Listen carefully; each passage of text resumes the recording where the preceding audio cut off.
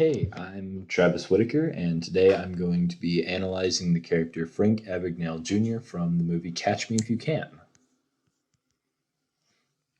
Frank Abagnale Jr. is a runaway high schooler who goes on a nationwide check fraud scheme, and he manipulates a bunch of people along the way, and he impersonates members of an airline company, pretends to be a pilot. He's the general surgeon at a hospital just by manipulating nurses and residents.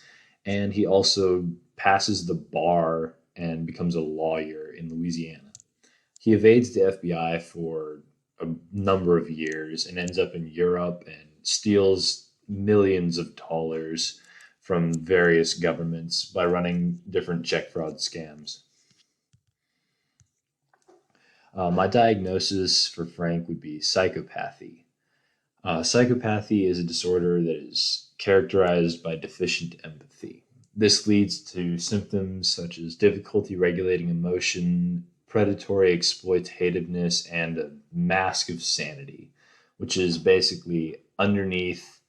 They have this lack of empathy that leads to the things that they do, the exploitations, the difficulty in regulating emotion, but they're able to kind of conceal it all and lead with this fearless dominance. So I think if he was diagnosed in the context of the film, it's unlikely he would have been diagnosed with psychopathy. He probably just would have been sent to a home for troubled boys if he had been seen before he committed all of the crimes, or he did go to trial in the movie and he was sent to jail without even trying to plea for insanity. But even if he had plead, he probably would have just been sent to jail anyway. In the culture, I don't think this is diagnosed in all cultures because it's not a very well understood disorder. It's not really as diagnosable as in like people don't really show signs of, like, there's not really a symptom that shows. People are usually good at hiding it. It's not something that they go to a doctor and ask to be diagnosed with. So any tendencies towards psychopathic behavior can probably just be seen in criminal actions that are then punished instead of treated.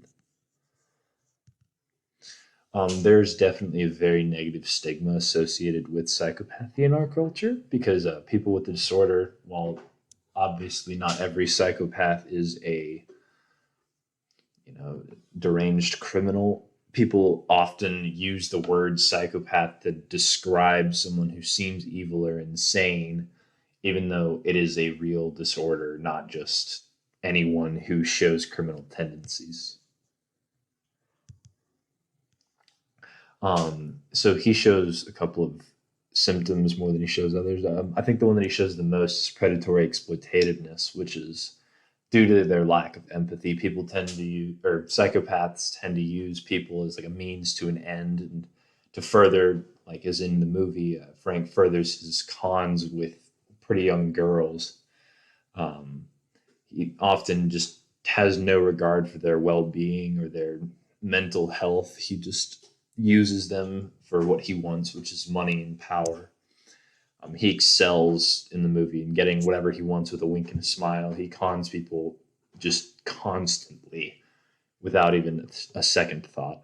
He also has a little bit of difficulty regulating his emotion, which is a part of disinhibition, which is a piece of psychopathy.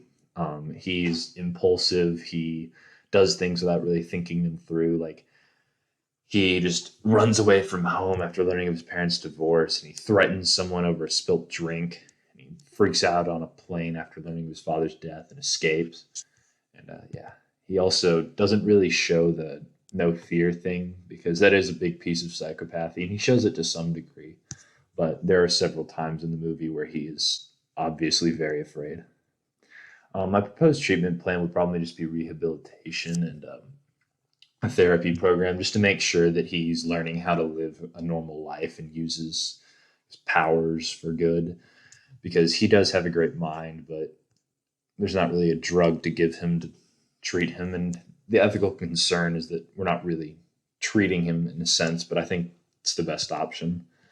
The portrayal was very accurate. Frank did come out and say that it was an accurate portrayal of him in the movie, but it probably does contribute to the negative stigma associated with psychopathy. I think that portrayals of disorders in films can be good for educating people, which is obviously helpful to the overall understanding of disorders in society. But however, they can also contribute to the negative stigmas by almost romanticizing. It's not romantic. It kind of just shows these disorders in a light that can highlight the very negative aspects of them instead of focusing on how most of these people are normal to some degree. And yeah, that's the end. But thanks.